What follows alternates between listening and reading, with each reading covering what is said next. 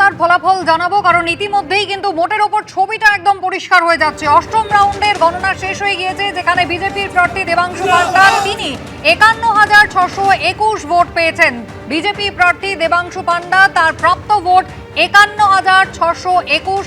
দ্বিতীয় স্থানে রয়েছেন এখনো সিপিএম এর প্রার্থী শম্ভু কুর্মী, তার প্রাপ্ত ভোট 20,556। কংগ্রেসের প্রার্থী তৃতীয় স্থানে রয়েছেন আব্দুল রজ্জাক মোল্লা, তিনি পেয়েছেন 5,205টি ভোট, এবং সেই চতুর্থ স্থানেই রয়েছেন তৃণমূল কংগ্রেসের প্রার্থী পুষ্পা অর্থাৎ জাহাঙ্গীর খান, প্রাপ্ত ভোট 2,570।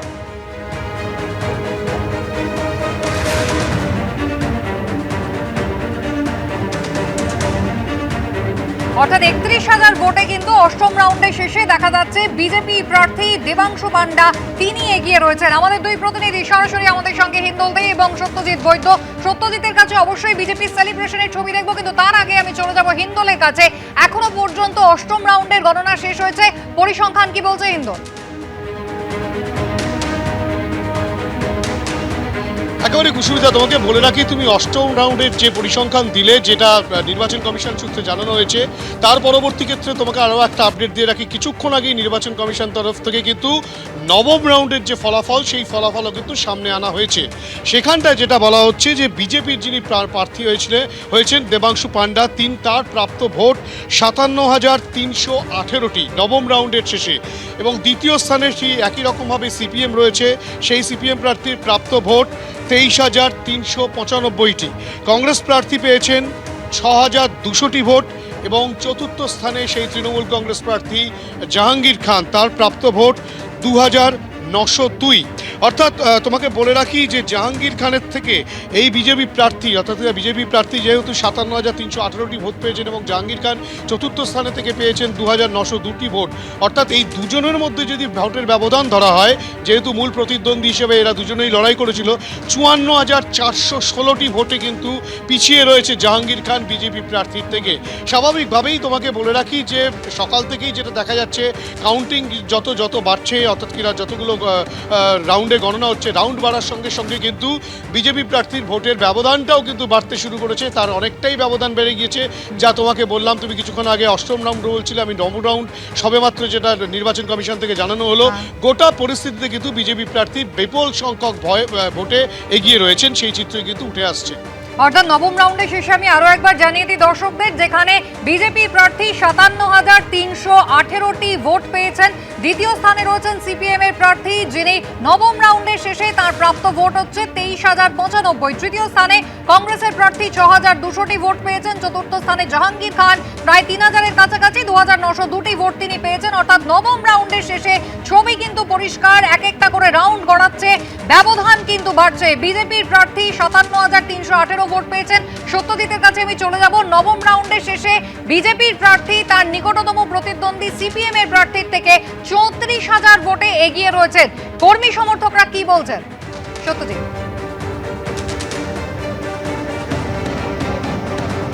দেখো কুসুমিতা, একদিকে যেমন সময় যত গড়াচ্ছে ততই কিন্তু ব্যবধান বাড়ছে, আর অন্যদিকে সময় যত গড়াচ্ছে তত আমার পিছনের যে ভিড়, সেই ভিড় কিন্তু বাড়ছে।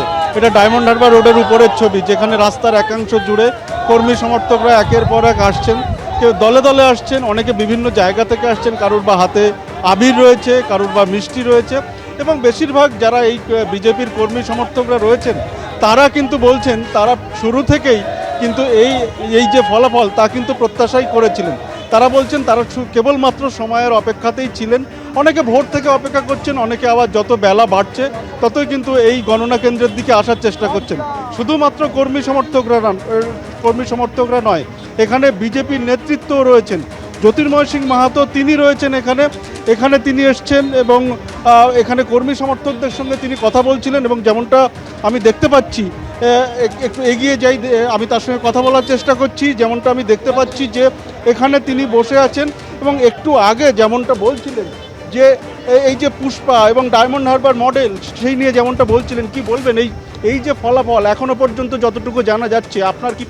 আসল পুষ্পা কালীঘাটে, এ তো চুনোপুঁটি, এই চুনোপুঁটির কোনো পুষ্পা নয়, আসল পুষ্পা कालीघाटे। ताकि एक बार जिज्ञेस करूँ सिर कितना झुका, नहीं झुका तो कितना सीधा हुआ। आपका तो हमेशा सीधा ही रहता है, और सब समय বলতেই থাকে কি 4 তারিখ দেখে নেব কত বড় গৃহমন্ত্রী, কত বড় মুখ্যমন্ত্রী। তখন তো অপোজিশন লিডার ছিল, বাড়ির কাছে এসছি, যা তোর বাপকে পাঠা, এইসব ডায়লগ দিতে। তাকে একবার জিজ্ঞেস করুন, কাউন্টিং হলে তো দেখতে পাচ্ছি না, ওনার তো সব হলেই ঢোকার পারমিশন আছে, ক্যান্ডিডেট থাক আর না থাক।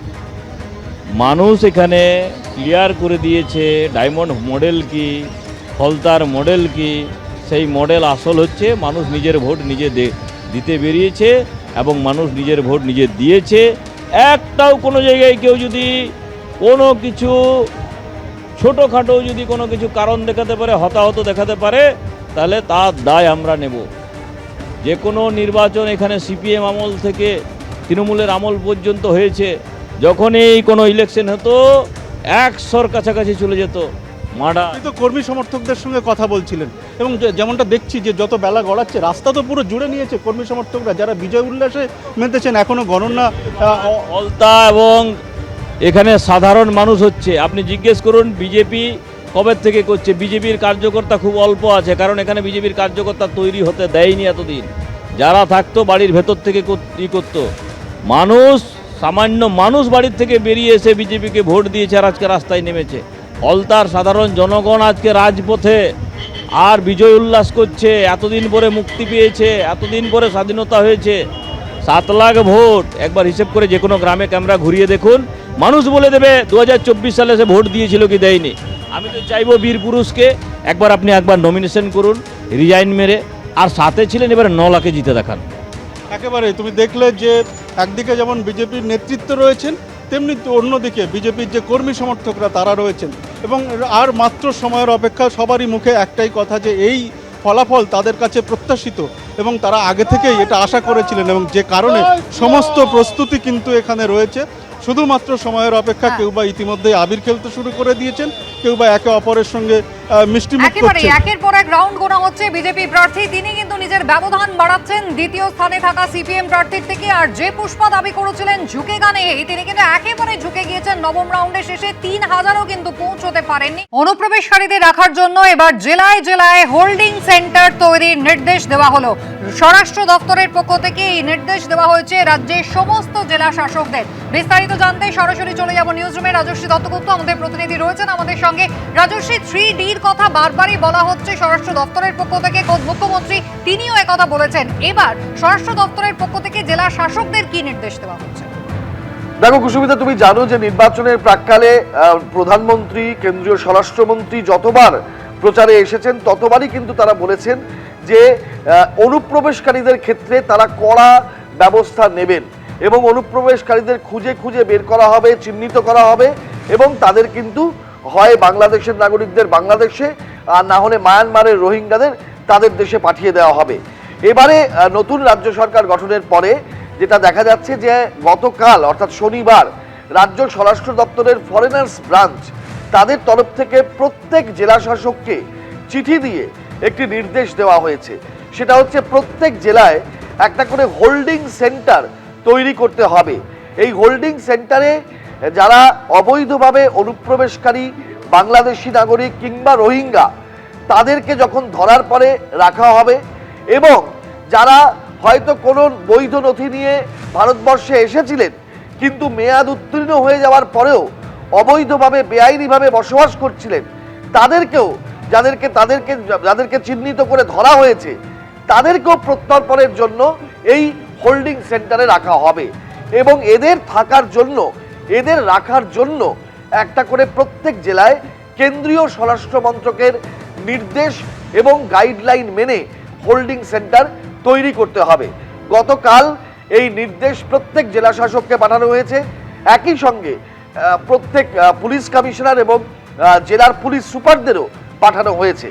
গত 2রা মে কেন্দ্রীয় স্বরাষ্ট্র মন্ত্রকের যে ফরেনার্স ডিভিশন আছে সেই দপ্তরের তরফে গোটা দেশের সমস্ত রাজ্যের মুখ্য সচিবদের এবং ডিজিদের একটি 8 পাতার নির্দেশ এবং গাইডলাইন পাঠানো হয় এবং কেন্দ্রীয় সরকার অনুপ্রবেশকারীদের প্রশ্নে অত্যন্ত কঠোর ভূমিকা নেবে।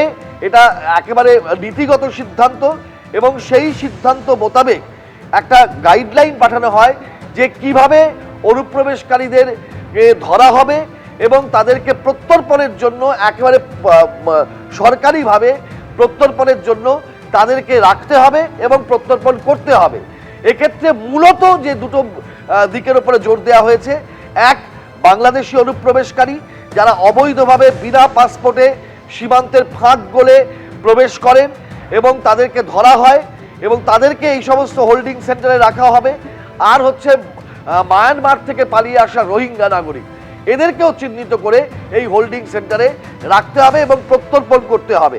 অর্থাৎ মানে ডিটেকশন, চিহ্নিত করা, এবং ডিপোর্টেশন যে একেবারে প্রত্যর্পণ করা, সেই প্রক্রিয়াগুলোর কিন্তু বাস্তবিক যে বলা হয়েছিল সেই বাস্তবিক ভিত্তিগুলো কিন্তু এবারে চালু হয়ে গেল। সেই প্রক্রিয়াগুলো হাতে কলমে কার্যকর হওয়া শুরু হলো এই নির্দেশিকার মাধ্যমে, এটা বলা যায়। একেবারে এবিপি আনন্দ, এগিয়ে থাকে, এগিয়ে রাখে।